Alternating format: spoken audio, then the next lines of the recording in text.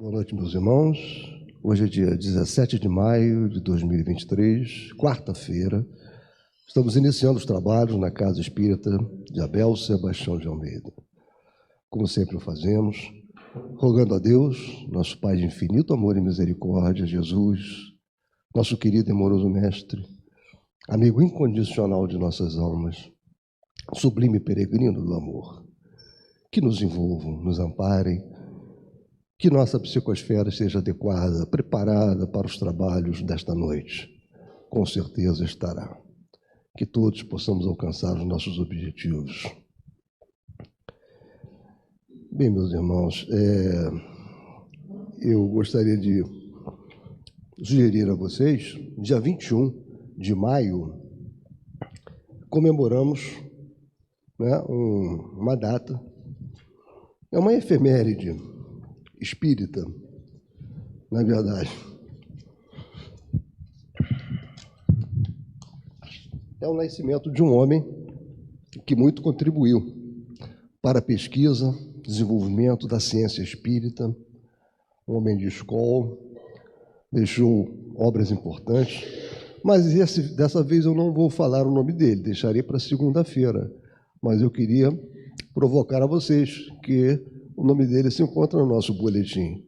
Então, vocês podem, quem não baixou, quem não tem, e tiver curiosidade de saber quem é esse homem que tanto contribuiu, vocês podem encontrar no nosso boletim. Volto a lembrar sempre da campanha do óleo de cozinha usado. Não deixem de trazer, não deixem de comunicar a outras pessoas sobre esse trabalho que nós fazemos na casa. E esse óleo de cozinha usado que vocês irão deixar de colocar na pia, pelos ralos, que contribui de forma péssima para o equilíbrio ecológico, ele vai ser reutilizado e transformado em sabão, detergente, e para nós, convertido em recursos financeiros tão importantes para os trabalhos da nossa casa. Então, meus irmãos, eu vou pedir à nossa irmã Leuda a gentileza de fazer a leitura de uma página do Evangelho segundo o Espiritismo para a ambientação do nosso trabalho.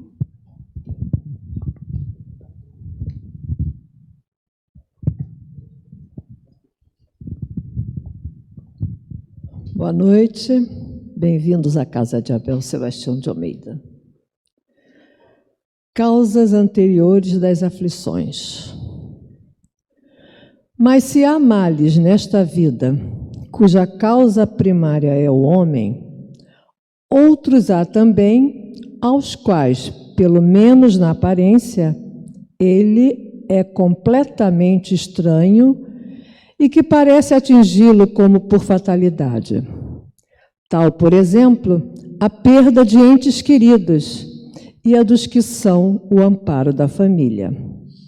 Tais ainda os acidentes que nenhuma previsão poderia impedir, os reveses da fortuna, que frustram todas as precauções aconselhadas pela prudência, os flagelos naturais, as enfermidades de nascença, sobretudo aquelas que tiram a tantos infelizes os meios de ganhar a vida pelo trabalho, as deformidades, a idiotia, o cretinismo e etc.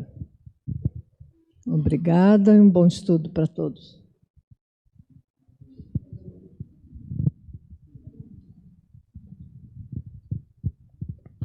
Meus irmãos, nós vamos dar então continuidade aos trabalhos, continuando com o estudo da obra Diversidade dos Carismas, do nosso saudoso Hermínio Miranda. Dessa feita, nosso irmão Mauro Oliveira. Ele vai nos brindar com o estudo do capítulo 5, Canais de Comunicações, Contribuição dos Amigos e Espirituais. Prestemos o máximo de atenção ao nosso irmão Mauro e que ele seja muito inspirado nesta noite.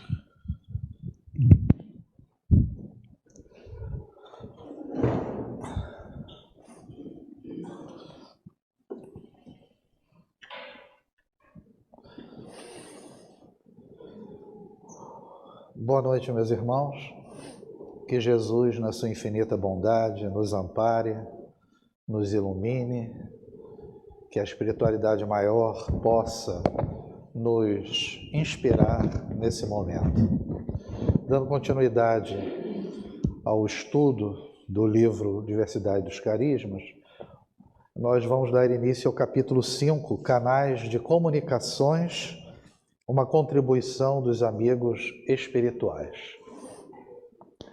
Hermínio C. de Miranda, ele inicia esse capítulo dizendo: na elaboração deste livro não nutria a tola pretensão de esgotar o assunto, escrevendo uma espécie de tratado definitivo acerca da mediunidade. O projeto foi bem menos ambicioso, mesmo porque tinha de ser compatível com as minhas limitações. O plano diretor consistiu em confrontar a experiência de cerca de 2 décadas no trato das faculdades mediúnicas em plena atividade, com leituras não menos intensas e extensas sobre o assunto, que sempre exerceu sobre mim irresistível atração. Em muitas oportunidades, movido pela ânsia de entender melhor certos enigmas e complexidades, pude sentir insuficiências de conhecimentos que me impediam a penetração mais profunda na temática. Sempre que achei prudente ou admissível, procurei formular hipóteses plausíveis, ao passo que, em outros aspectos, não me atrevi nem me arrisquei a conceitos meramente especulativos, que iriam apenas acrescentar um componente de incerteza ao que já de si mesmo é difícil. Num desses aspectos mais complexos e sutis, porém, os queridos amigos espirituais que estiveram sempre atentos durante a elaboração do trabalho, resolveram trazer-nos uma contribuição direta. É sobre o que vamos conversar a seguir, ou seja, acerca do mecanismo específico da própria comunicação, ficando desde já entendido que a exposição é de minha autoria, mas os ensinamentos nela contidos provêm da experiência pessoal de companheiros espirituais muito queridos e consideravelmente mais competentes no assunto do que eu. Então essa foi a introdução para esse capítulo 5, apenas ele querendo dizer que foram os amigos espirituais que deram condições para que ele escrevesse isso que a gente vai ler agora. Já vimos alhures que comunicar é tornar comum, ou seja, difundir, divulgar, disseminar, transmitir ideias. Reduzida a sua expressão mais simples, o processo poderia ser figurado como um ponto de origem. Seria o espírito que deseja se comunicar. E outro de destinação de ideias, o público-alvo que vai receber aquela mensagem, interligados por um sistema qualquer de transmissão, o médium, né? O jargão da moderna eletrônica encontrou a palavra certa para este sistema, chamando-o de canal. De fato, a comunicação flui através de um canal entre a fonte geradora e o seu destinatário. Então, o canal somos nós, os médiuns, né? 2 tipos de canais servem ao processo da comunicação mediúnica. Os condutores, localizados no perispírito do médium, e os expressores, que se situam no seu cérebro físico, distribuídos estes últimos pelos diversos segmentos que comandam os sentidos, expressão corporal e facial, gesticulação, fala, habilidades manuais, como escrita, desenho e outras. Nós vamos observar que esses canais expressores vão ser utilizados pelo espírito comunicante, e ele vai verificar aquilo que o médium tem com melhor condições para ele transmitir. Ou vai ser através de escrita, ou vai ser através da fala, né? E também a questão aqui até mesmo da expressão facial. E tudo isso no cérebro do físico, né, do médium. São, portanto, os canais condutores que funcionam como elementos de ligação entre o espírito do médium e seu corpo físico, veículos do pensamento gerado pela individualidade espiritual do próprio sensitivo e que também servem a pensamentos alheios. No fenômeno anímico, que poderíamos comparar a um circuito interno fechado sobre si mesmo, pensamentos emitidos pela unidade central individualidade, o espírito, circulam pelos canais perispirituais e vão ao cérebro, ou estimulam os canais expressores que, por sua vez, irão expedir ou não comandos à ação desejada no corpo físico. Então a gente vai observar depois um esquema sobre esses dois tipos, né, de fenômenos. E no fenômeno anímico nada mais é aquilo que o Kardec comenta no Livro dos Espíritos, no ensaio teórico sobre a sensação, onde a gente vai perceber como o espírito comanda algumas coisas ao corpo, o corpo realiza e como isso retorna ao espírito, dando a esse espírito a experiência necessária, o aprendizado em relação àquela atividade que o corpo realizou. É uma troca, né? Já no fenômeno mediúnico, o sistema é aberto. De um lado, temos os receptores dos canais condutores colocados à disposição da entidade comunicante. Do outro, os terminais do circuito expressor, que converte o conteúdo da mensagem em texto, fala ou formas outras de expressão visual ou auditivo do pensamento. Então, no anímico é algo interno, né? Espírito, perispírito e corpo, e no fenômeno mediúnico nós temos, vamos chamar assim, o intruso, o espírito comunicante que deseja utilizar-se da potencialidade do médium. Vamos fazer um esquema que já utilizei em algumas oportunidades. No fenômeno mediúnico nós temos aqui a estrutura, né, do homem encarnado, o espírito, o perispírito e o corpo. Digamos que o nosso espírito emite um pensamento, por exemplo, de ódio. Isso vai chegar através dos canais condutores no perispírito, chegando até o corpo. Mais especificamente, no cérebro. E aí surgem duas opções. Esse sentimento de ódio. Ou o espírito não vai realizar nenhuma atividade, nenhuma ação, vai sentir as consequências naturais desse ódio, porque mesmo ele não agindo, a gente sabe que isso influencia intimamente, né? Ou ele vai tomar uma decisão, não, vou agir. Então, vai ser estimulado os canais expressores que estão, né, e que fazem essa possibilidade dele falar, escrever, chutar, aquilo que eu estou fazendo agora, movimentar os meus braços, a minha fala. Então, ele vai decidir ou falar, ou simplesmente ele, com esse ódio, ele vai verbalizar de maneira ríspida, vai discutir com alguém, ou ele vai partir para uma ação mais agressiva, vai brigar, vai lutar com alguém. O que isso vai provocar?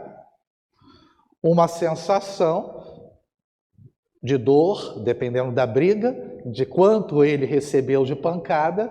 Essa sensação, ele vai aprender com isso, ele tem uma percepção. Então, o que a gente percebe é o seguinte, que tudo aquilo que a gente pensa, tudo que a gente tem de ação vai determinar o nosso equilíbrio ou desequilíbrio. Esse é o circuito interno que ele está falando do fenômeno anímico. Então, o que a gente pode dizer, né, se a gente refletir um pouco? A nossa caminhada terrena, o nosso dia a dia, as coisas mais simples que nós fazemos são fenômenos anímicos. Não estamos nem falando em processo de trabalho na casa espírita, não. É um fenômeno anímico, porque nós temos esse circuito interno onde internamente nós temos comandos do espírito que passa pelo perispírito, chega ao corpo, o corpo realiza, essa realização dessa ação retorna, o espírito tem essa aprendizagem em relação a essa sensação relacionado à fala, à escrita, tudo isso, e ele aprende com isso tudo. Como ele não agiu, ele só pensou e ficou com aquele sentimento de ódio, mas a gente sabe que o efeito vai estar lá no desequilíbrio. Porque mesmo não agindo, a gente está nesse processo, né, de desequilíbrio e isso atinge o espírito, né? No fenômeno mediúnico, nós temos o espírito manifestante. Ele fala que é um sistema aberto. Por quê? A princípio, o que nós desejamos como médium é possibilitar ou facilitar a manifestação do espírito. Inicialmente, o que ocorre? A acoplagem. O espírito manifestante começa a se afinizar, fazer essa acoplagem perispiritual com o espírito do médium. E aí, esse espírito manifestante, ele emite um pensamento relacionado à saudade. O que vai ocorrer? Canais condutores vão ser conduzidos, esse pensamento, até o espírito, o perispírito do médium. Aí parte para uma outra fase. Recebido e captado pelo médium esse pensamento relacionado à saudade, vai existir o seguinte, novamente, especificamente, mais precisamente, no cérebro, mas como o perispírito do médium, como nós sabemos, está ligado célula a célula ao corpo, todo esse canal condutor está chegando, e esse pensamento está chegando, mas mais especificamente ao cérebro. E aí o que acontece? Estimulando os canais expressores, que estão, né? O comando é o cérebro, vai existir o quê? A fala, a escrita, a visão ou a audição como manifestação mediúnica. Capacidade característica de cada um. Então vai existir a psicofonia, a psicografia, a vidência ou a audiência. Feito isso, a mensagem ela foi codificada, foi percebida pelo médium, vai ser expressada por símbolos e vai chegar no público-alvo. O que Hermínio vai falar a partir de agora? Ele vai usar uma comparação. Ele vai dizer que o espírito manifestante é um inquilino. A casa é o corpo. E o proprietário da casa é o espírito do médium. E ele vai mostrar a possibilidade, que é o grande desafio do médium, é de ceder de maneira mais livre esses canais condutores para que aquela mensagem do espírito manifestante seja a mais do que correta e adequada como o espírito manifestante quer transmitir. Então é isso que ele vai começar a desenvolver agora. E ele continua, na realidade quem cede aos canais condutores é a individualidade espiritual do médium que interrompe não o seu pensamento, mas a expressão que em vez de circular rumo ao cérebro físico, é como desviada como a corrente de água de um rio, a fim de deixar desocupado o leito para que águas de outra origem possam escoar por ali. Quer dizer, a gente não para de pensar, a gente tenta desvirtuar esse pensamento, direcionando ele como ele coloca ali, para uma outra região ou outro local, para que o espírito possa acessar esses canais condutores e assumir a manifestação de uma maneira mais acentuada. Isto nos proporciona uma visão mais clara da tão discutida comunicação, que no fundo consiste não propriamente em esvaziar a mente, deixando de pensar, mas em redirecionar o pensamento, de forma a desobstruir o canal condutor, a fim de cedê-lo livre e desembaraçado ao comunicante. Se vocês me perguntem como isso é feito, não sei. Porque isso é uma teoria explicada. Na prática, é uma questão de você se deixar conduzir. Ele fala ali, não é para você esvaziar a mente, o seu pensamento. Lógico, você está ali, no meu caso pior ainda, que eu estou consciente o tempo todo, então fica mais complicado. Mas, de qualquer maneira, esse processo ele vai se dar de uma maneira melhor quanto mais a gente exercitar. Quanto mais a gente confiar e menos duvidar daquilo que está chegando até nós. Esse é o grande desafio, quem é consciente na hora que está na manifestação. Quanto melhor for a capacidade do médium em promover essa desobstrução, maior será a facilidade do comunicante em expressar suas características pessoais. O que nos leva a considerar que a chamada passividade do médium é, de fato, uma aptidão em ceder seus canais condutores e expressores, submetendo-se aos comandos que emanam da entidade manifestante e não mais aos seus próprios. Podemos dizer isto de outra maneira. O único comando que a individualidade do médium expede ao seu próprio sistema de comunicação é o de que se ponha à disposição de outrem, obedecidos, obviamente, a alguns limites bem definidos. É como se alguém emprestasse temporariamente a sua casa a outra pessoa. Então, ali no momento que está, vou usar o termo, a preparação, a concentração, como desejarem. Particularmente, eu me coloco, frase mentalmente minha, mas é algo instintivo. Me coloco à disposição da espiritualidade, da equipe da casa, para que ocorra a manifestação da melhor maneira possível.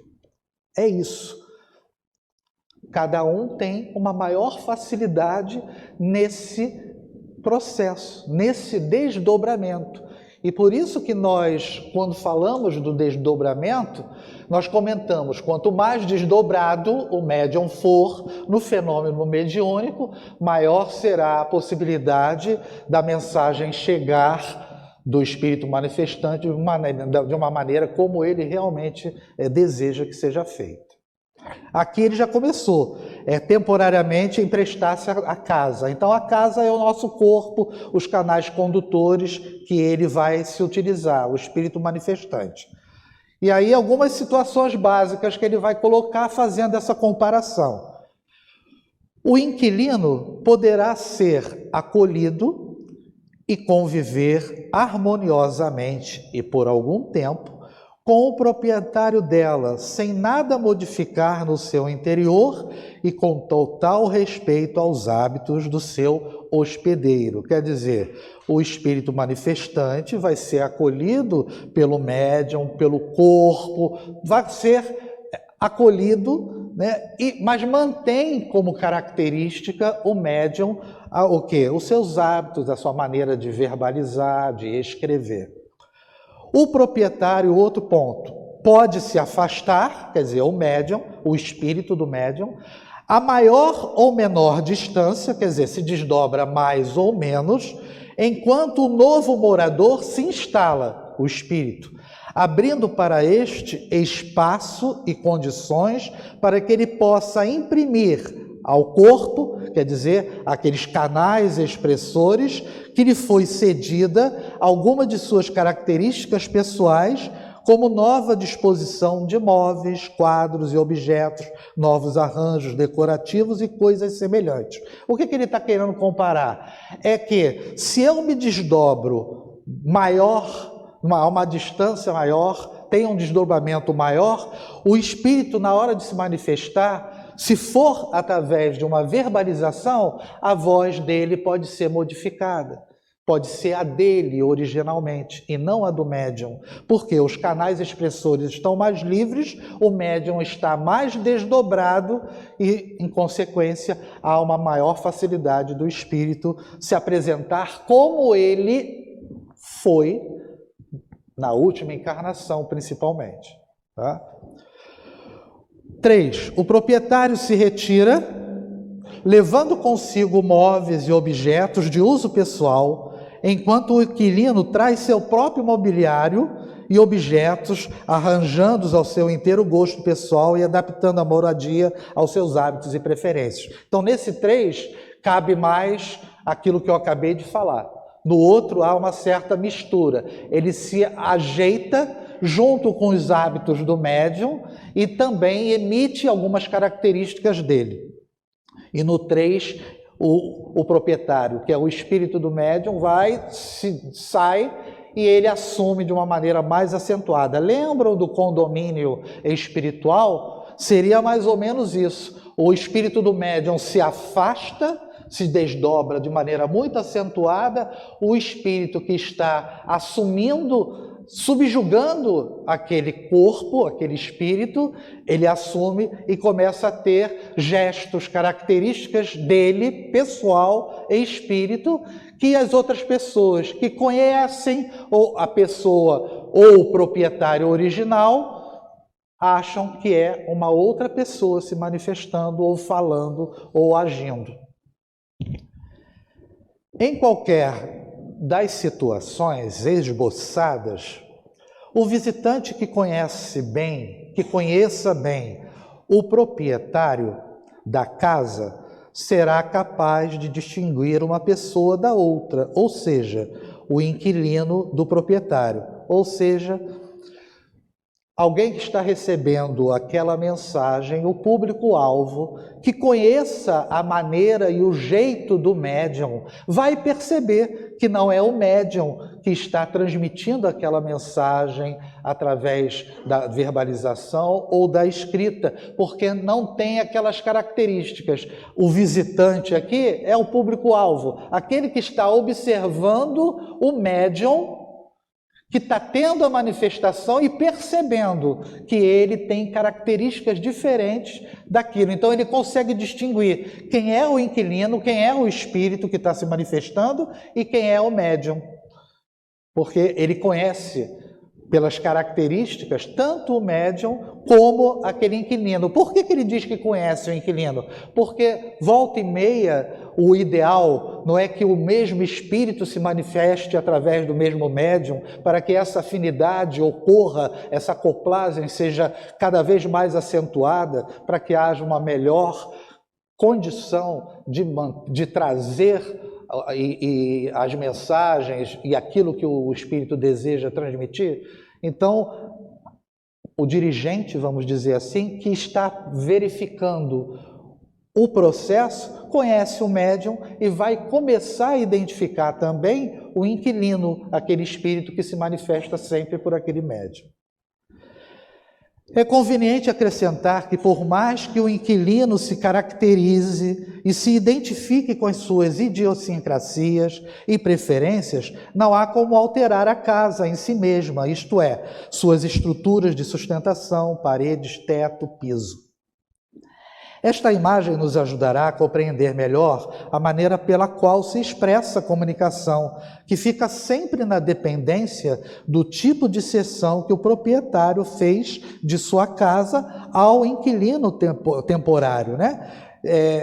De que maneira eu vou ceder meus canais condutores para esse espírito? Em outras palavras, o estilo e o conteúdo da comunicação dependerão sempre das características pessoais do médium e do tipo de sua mediunidade, o que pode acarretar consideráveis variações entre extremos bastante afastados um do outro, como também depende do grau evolutivo da entidade comunicante, que pode se apresentar como um inquilino correto e educado ou desleixado e rude. Observemos mais de perto as situações.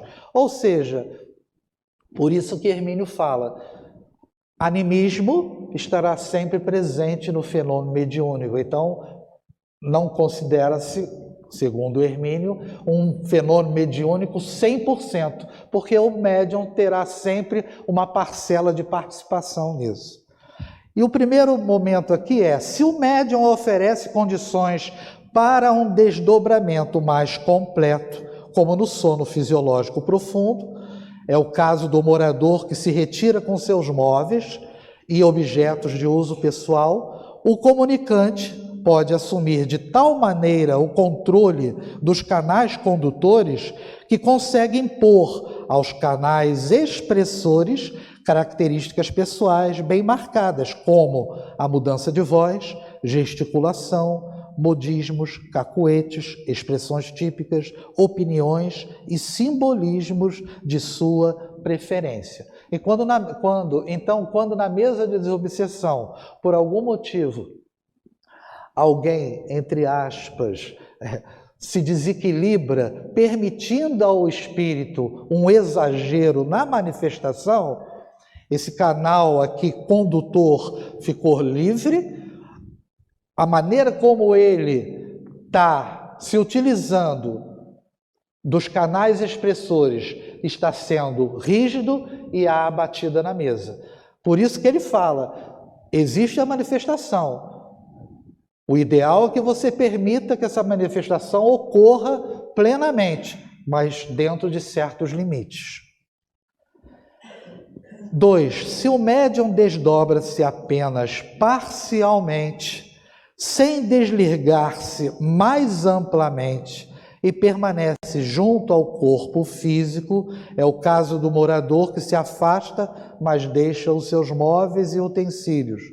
O comunicante encontra maior limitação, quer dizer, o espírito, e não consegue impor suas características pessoais, exceto umas poucas, dependendo do maior ou menor espaço que a individualidade espiritual do médium lhe tenha concedido. Então, no primeiro caso, desdobrou-se mais completamente, nesse está parcialmente. O espírito vai se manifestar, está conseguindo transmitir alguma coisa dele, mas com uma certa limitação. O terceiro, se o médium não se desdobra e apenas cede parcialmente seus canais condutores, o pensamento do comunicante se transmitirá junto com o do médium, em paralelo, interferindo um no outro. Então não houve o desdobramento, mas o médium está predisposto a que o fenômeno ocorra, está desejoso que isso ocorra e ele se entrega a esse fenômeno, mas ele não se desdobra, então há uma limitação ainda maior. O quarto caso, se o médium não se desdobra e permanece consciente fisicamente, utilizando de seus canais condutores, não consegue cedê-los, nem parcialmente ao comunicante. Este permanece junto ao médium ou à distância, expressa seu pensamento, a individualidade espiritual do médium o capta e manipula nos seus canais condutores, mas a comunicação perde suas características, passando a ser uma expressão do que o médium deseja transmitir e não necessariamente do que o comunicante lhe confia para ser transmitido. Então, trazendo para uma realidade pessoal, eu talvez ficasse entre o 3 e o 4. Não me desdobro.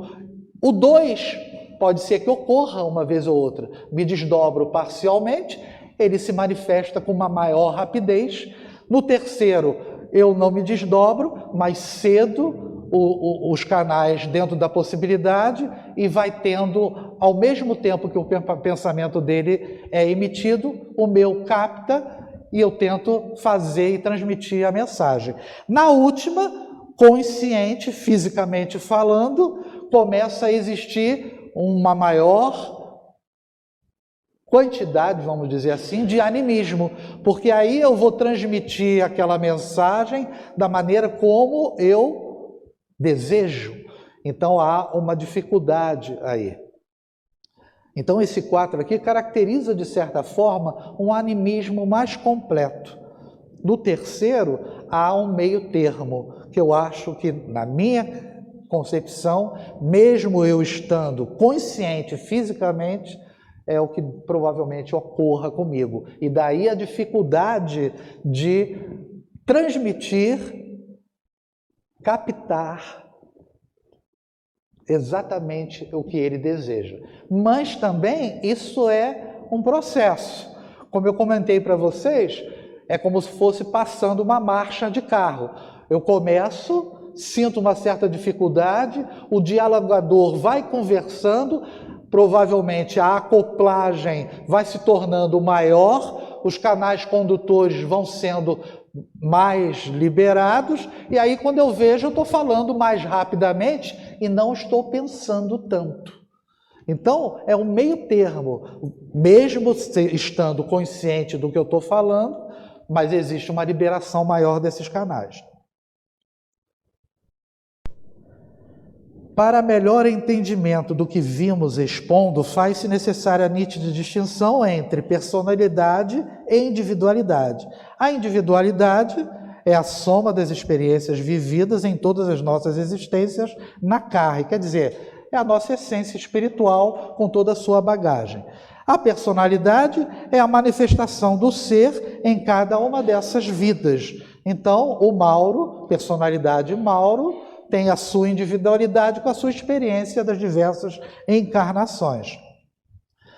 E aí ele vai começar a trabalhar essa questão da personalidade e da individualidade. Se, portanto, a entidade comunicante se acha bastante afastada de personalidade, da personalidade da vida física, perde muito das características que teve na Terra e passa a expressar-se mais na condição de individualidade, de espírito. Ou seja, o espírito vai se manifestar, ele já não apresenta mais as características da sua última personalidade. Ele já está há muito tempo na erraticidade e ele se apresenta apenas como um espírito com a sua bagagem, né, de todas as suas reencarnações.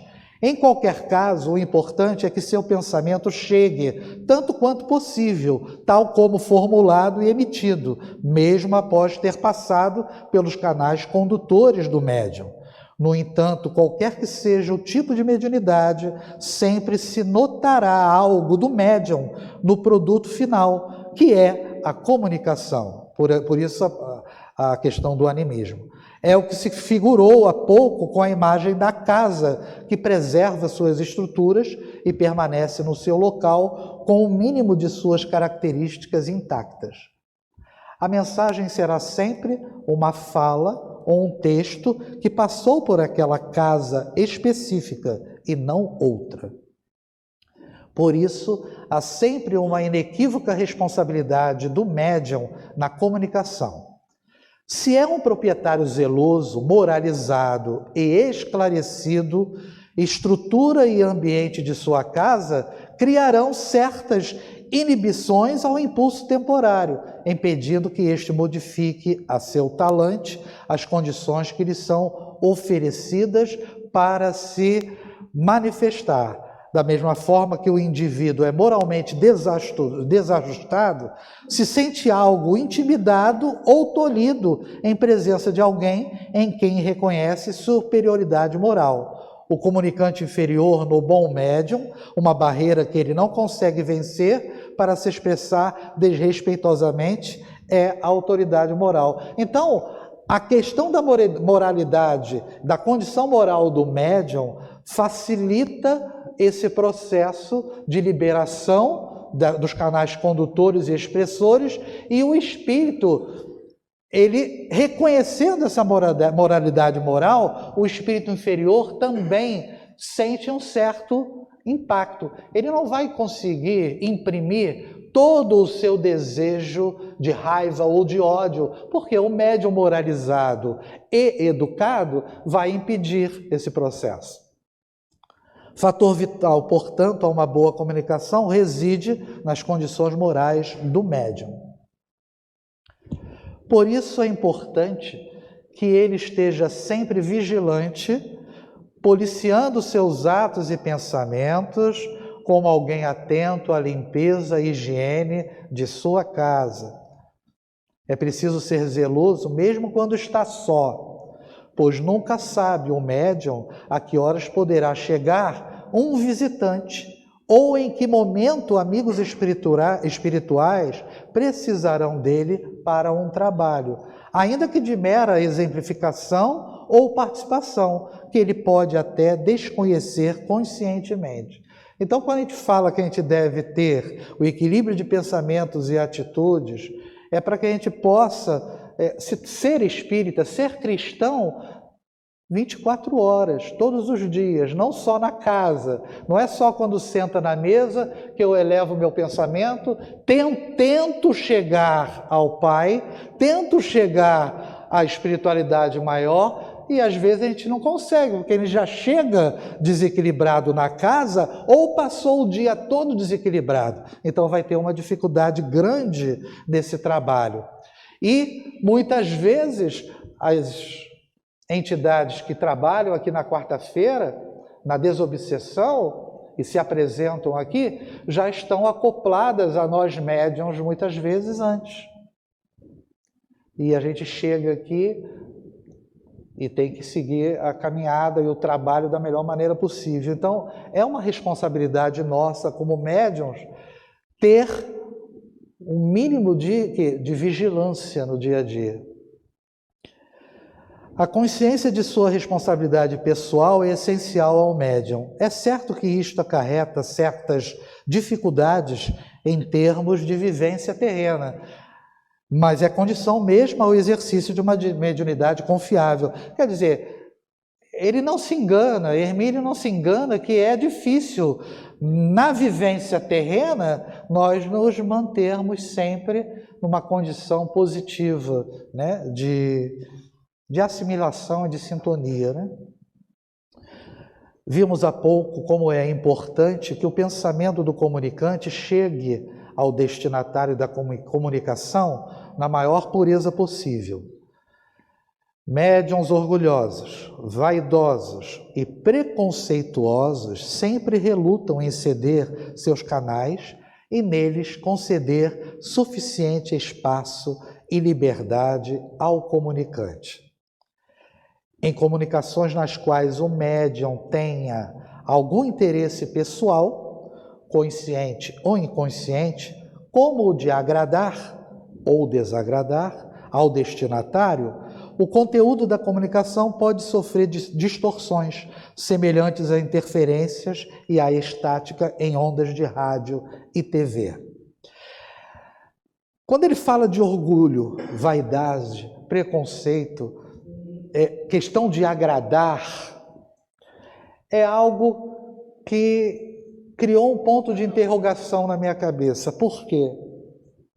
Será que às vezes nós não nos permitimos um maior desdobramento, preocupados demais com que aquilo que vai ser dito saia de uma maneira, entre aspas, bonita, agradável aos ouvidos, que a escrita e a mensagem que eu estou fazendo, sendo anímica ou não, tenha um teor que agrade aqueles que ao lerem se sintam, poxa, que mensagem bonita. Isso é um orgulho e vaidade que, às vezes, inconsciente, nós médiuns temos. Então é uma preocupação, é um cuidado que a gente tem. Ele vai continuar. Medo, orgulho, vaidade e lisonja formam bloqueios e criam obstruções e interferências, não nos canais expressores, mas nos condutores situados no perispírito, como vimos, sob o comando da individualidade espiritual do médium. Isso quer dizer que interferências modificadoras ou deformantes no conteúdo das comunicações ocorrem numa fase em que elas ainda não se expressaram, encontrando-se a caminho nos canais condutores. Então, no meio do caminho é que surge esse processo aqui. Por que ele fala aqui, ó, obstruções e interferência nos canais expressores, mas nos condutores situados nos perispíritos. Quer dizer, já a partir dos condutores é que começa a existir o bloqueio. Quando chega nos expressores, você está deturpando a mensagem, transmitindo aquilo que você acha que é, entre aspas, mais bonito. Lisonja, vaidade, orgulho ou medo de falhar na comunicação, na manifestação. É duro para a gente receber esses alertas, porque é algo que às vezes você não imagina estar sentindo no processo. Eu me lembro que quando eu estava no início, desesperado não, apressado, ansioso para que surgisse alguma coisa relacionada à mediunidade, porque sempre me foi dito que ia ser tranquilo, entre aspas, né? Principalmente na incorporação, e quando chegou a primeiro momento de psicofonia, na minha cabeça, orgulhosa e vaidoso, o que veio? Poxa, é só isso? Porque a gente acha que pode ser mais do que é. E se a gente não tiver cuidado com isso tudo, a gente se perde. Quando a gente fala, não se preocupe com o animismo, porque nós temos bagagem espiritual para transmitir mensagens, né, que sejam adequadas dentro do que é colocado na doutrina, é para vocês, para todos nós, não barrarmos o fenômeno, que o processo vai ocorrer de maneira natural. A minha ansiedade, na ocasião, uma psicografia, isso lá no Rio Grande do Sul, veio: mantenha-se calmo, entregue-se à espiritualidade maior e no momento adequado ocorrerá o fenômeno. Quer dizer, não se desespere. É só isso que o camarada falou, o espírito, né? Arthur, da Casa Espírita Mãos Unidas em Cruz Alta, Rio Grande do Sul. Então, vocês observem que é um problema sério isso daqui. É um cuidado que a gente deve ter. Como sempre, estas observações suscitam novos aspectos que, obviamente, surgem sob forma de perguntas em nossa mente. Está, por exemplo, o comunicante usa sua própria linguagem ou a do médium? O comunicante não usa nem a linguagem do médium, mas o seu pensamento. A gente já sabe que o processo é de pensamento a pensamento. Este é que é vestido com o vocabulário com o qual está programado o canal de expressão do médium. É o cérebro que, recebido o pensamento gerado pelo comunicante, incumbe-se de comandar os instrumentos necessários à fala ou à escrita.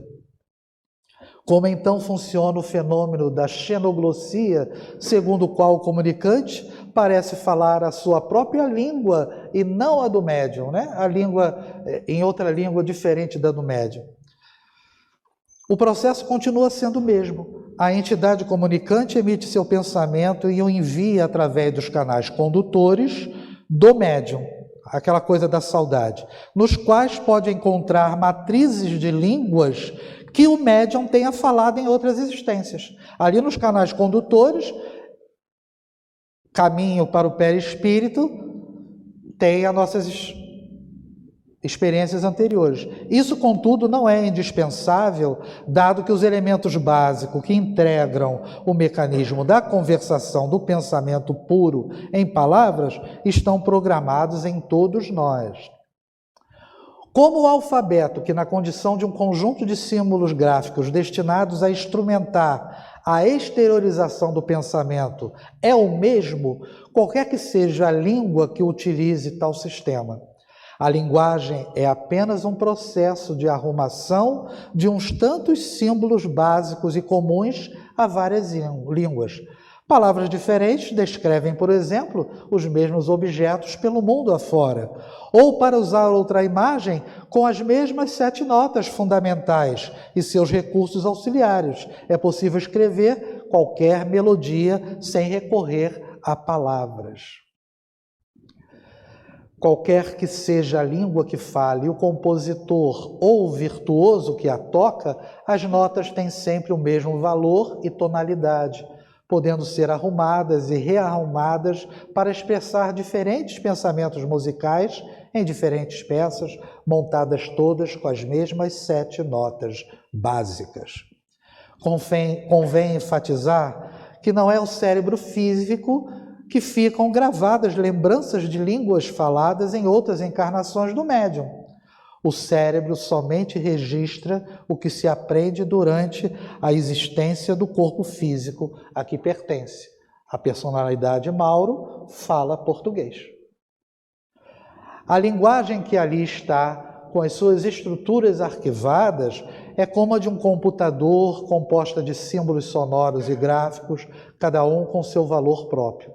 Mas não é aí que ocorre o processo, mesmo de elaboração do pensamento, que vem do espírito, ou seja, da individualidade através do perispírito, pelos canais condutores por meio dos quais alcança os expressores.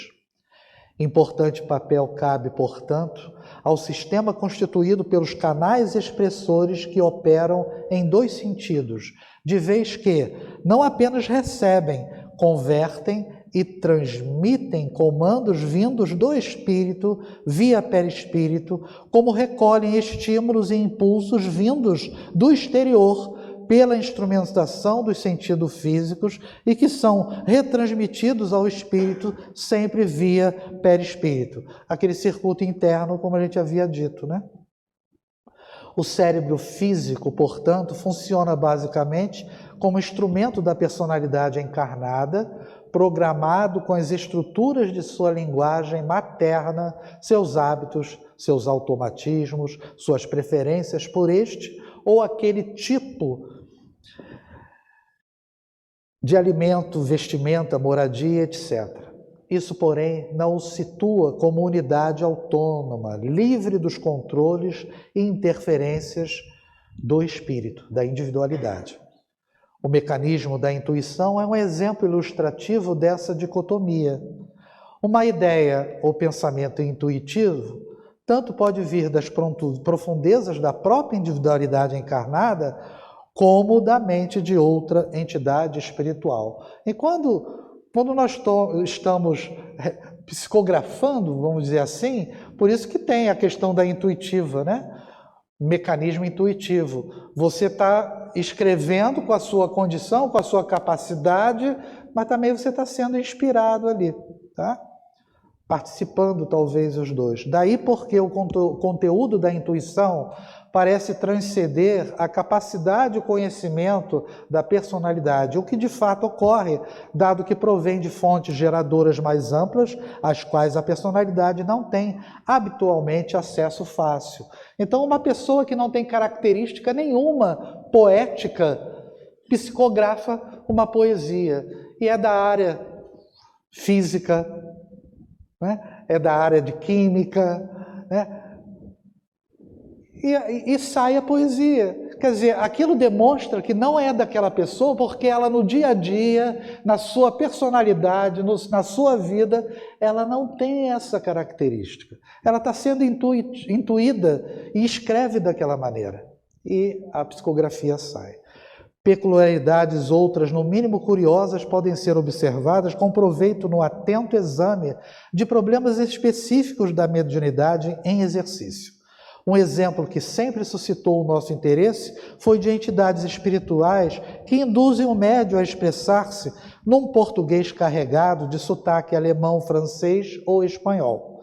Interpelados a respeito, nossos companheiros explicaram o fenômeno da seguinte maneira: da mesma forma que um estrangeiro expressa-se numa língua que não lhe é familiar, não consegue desvencilhar-se da influência de sua língua materna.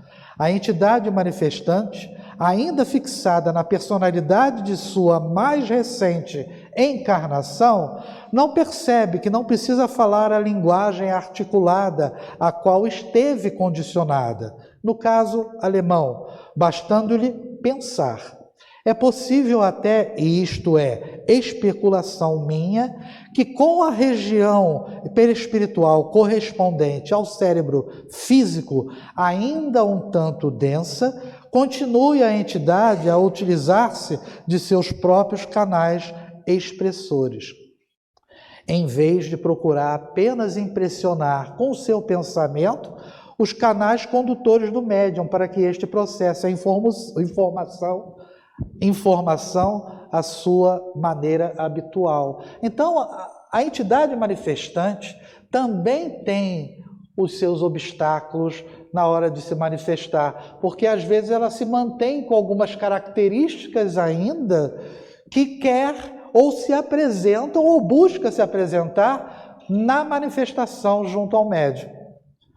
E aí ele continua: da mesma forma que uma pessoa sozinha costuma dizer pensando, agora vou fazer isto ou aquilo, a entidade espiritual pensa estas palavras e não abstratamente, fazendo seu pensamento circular pelos canais condutores, já envolto nos símbolos da linguagem que julga estar falando conforme seus condicionamentos pessoais. Encerramos. Então, a dificuldade aqui, já que eu tenho um minuto, a dificuldade ela é mútua, né? Aquele processo, a imagem ou aquele esquema que nós fizemos, creio que foi o principal do estudo, né? Mostrando que tudo aquilo que nós fazemos no dia a dia é um fenômeno anímico e que é um processo interno, como ele coloca. E o fenômeno mediúnico é um circuito aberto, porque há o nosso circuito interno atrelado a um visitante que vai tentar se manifestar utilizando os nossos canais, tanto condutores e expressores, para que a sua mensagem possa ser mais fiel possível. Muita paz a todos.